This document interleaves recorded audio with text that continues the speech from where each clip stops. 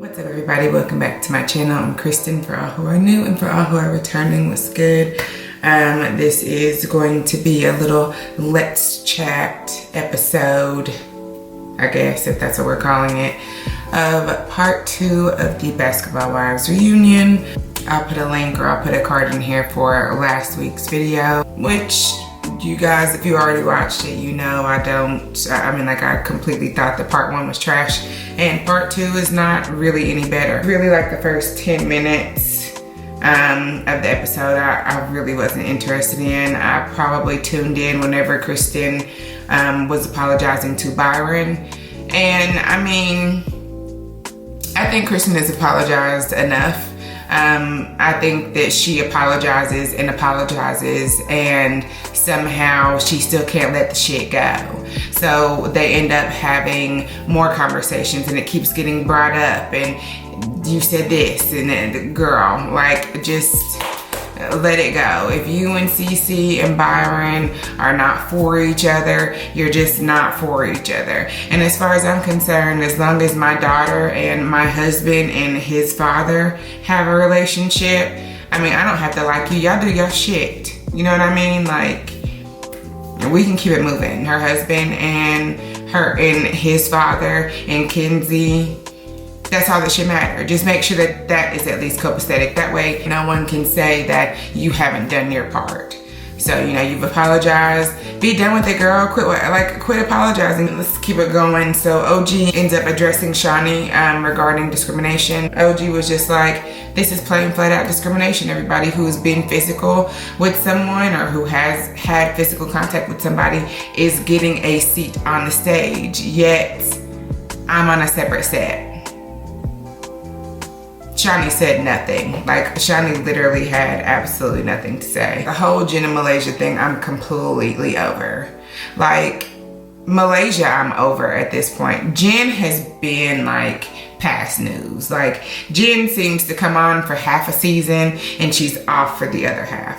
So Jen is pretty much spoiled milk at this point. I don't necessarily know if it's really in Jen's character to talk about anybody's kids, because that was the big thing this season. Not only that Jen had said something about Shanice, Evelyn's daughter, but that word got back.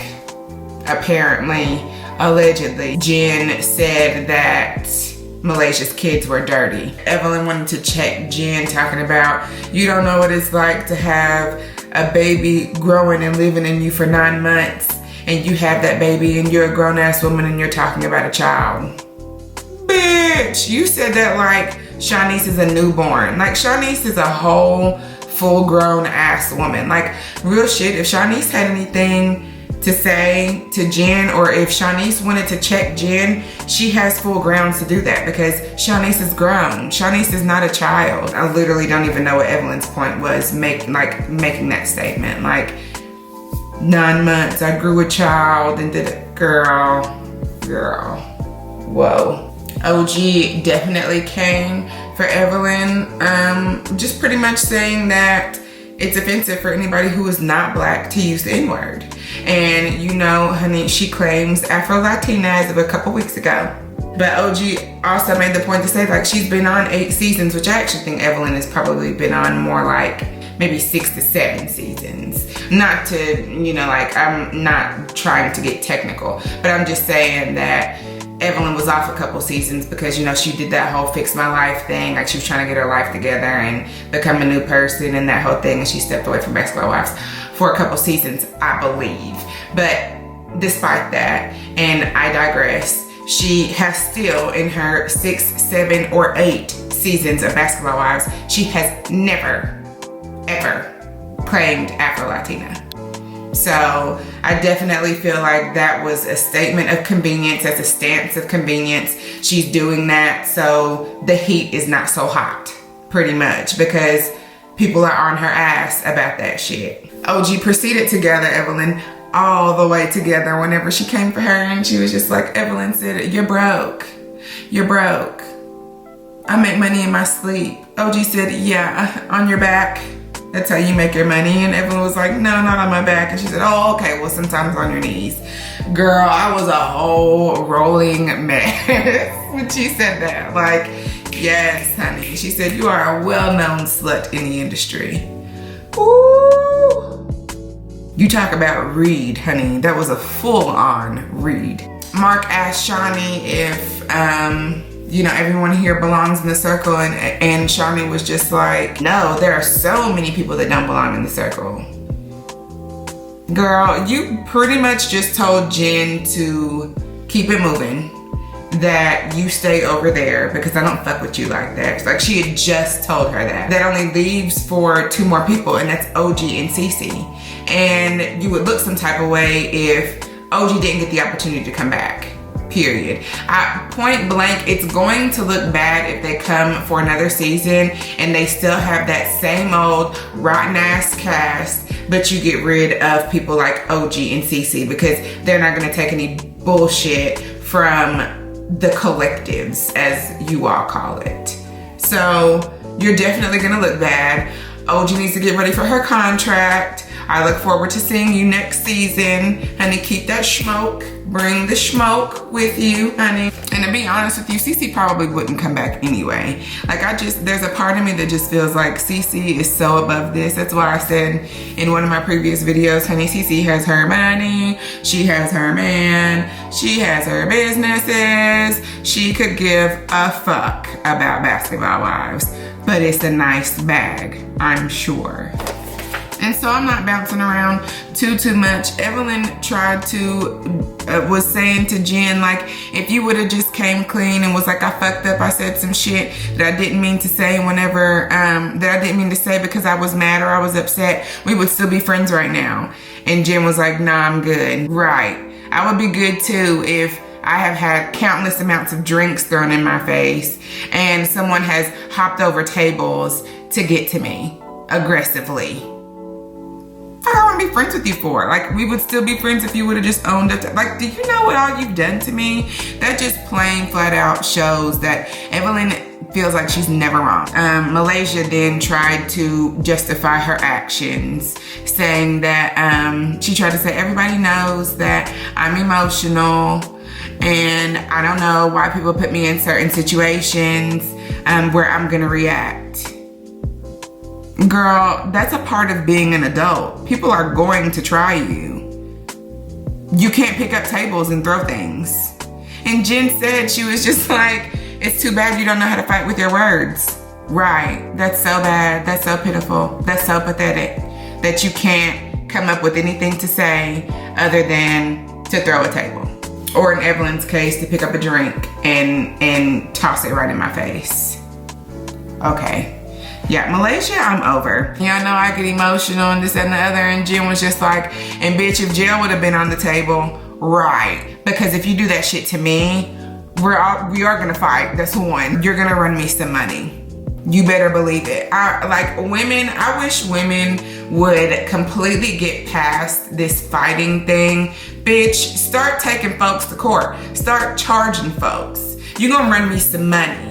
Because fighting ain't hitting you where it hurts. Your pockets is where it hurts. I'm running up a check on you. That's just what it's going to be. If you're going to assault me, I'm going to run up a check. Since clearly you're throwing tables, you are writing checks that you're asking cash. So if that's the case, bitch, write me my check because we're gonna see how sufficient those funds are. I'm coming for your pockets, period. Quit fighting, girls. Quit fighting, ladies. Quit doing that shit. Malaysia actually ended up leaving set, so Mark revisited the whole Costa Rica incident, and OG straight up said that I think it's cowardly for somebody to attack you from behind.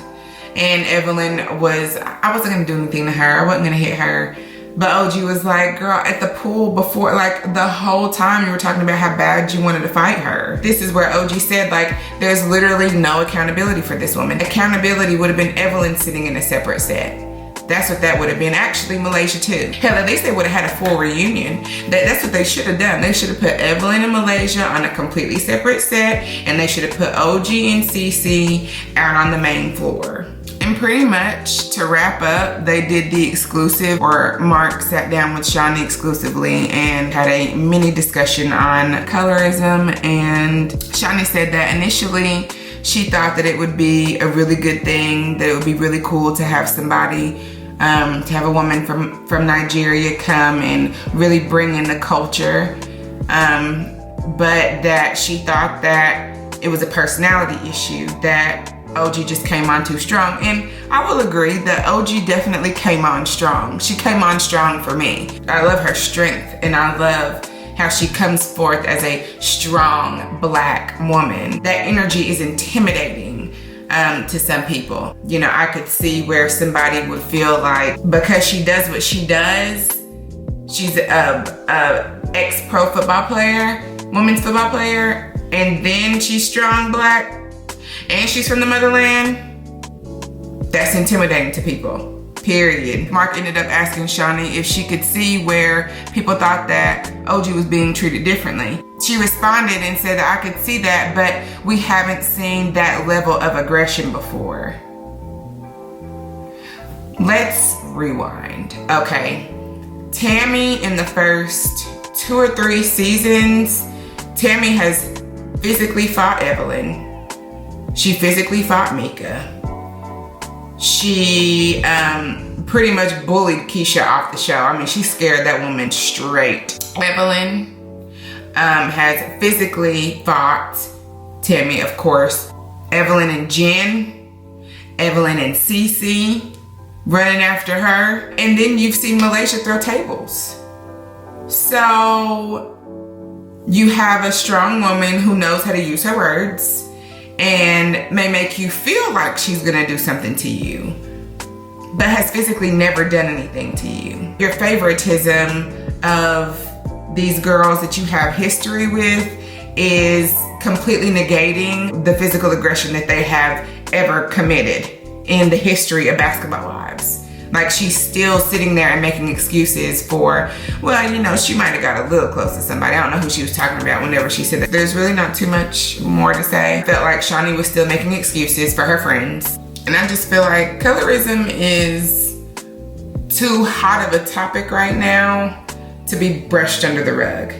And I felt like for you, Shawnee, to do an exclusive interview at the end of a reunion show where colorism has been the topic over the past few episodes, those last 2 episodes or whatever, and then the backlash that a few of your castmates and a few of your buddies have received over the colorism statement. I just think that's in really poor taste. The very women, like I said, who are being accused of colorism, she sat in the interview and defended them. Absolutely felt like all 9 women should have been a part of the reunion. They all should have gotten the same opportunity to speak their piece. And I think that the reunion suffered for that. I think that this 2-part reunion left a lot of people disappointed. And I actually think that if they don't bring certain people back next season, I genuinely believe that their views and their ratings will take a hit. There's not, yeah. I'm glad I'm almost done. What you need? If you're gonna stay here a little bit more, then you definitely have time to do that thing, like the thing I showed you. On the computer? Yeah. But yeah, that's pretty much it. That's season 8. That's the season 8 reunion part 2. If you like this video, please give it a thumbs up. Don't forget to comment, share, and subscribe. And until next time, I will see you all then.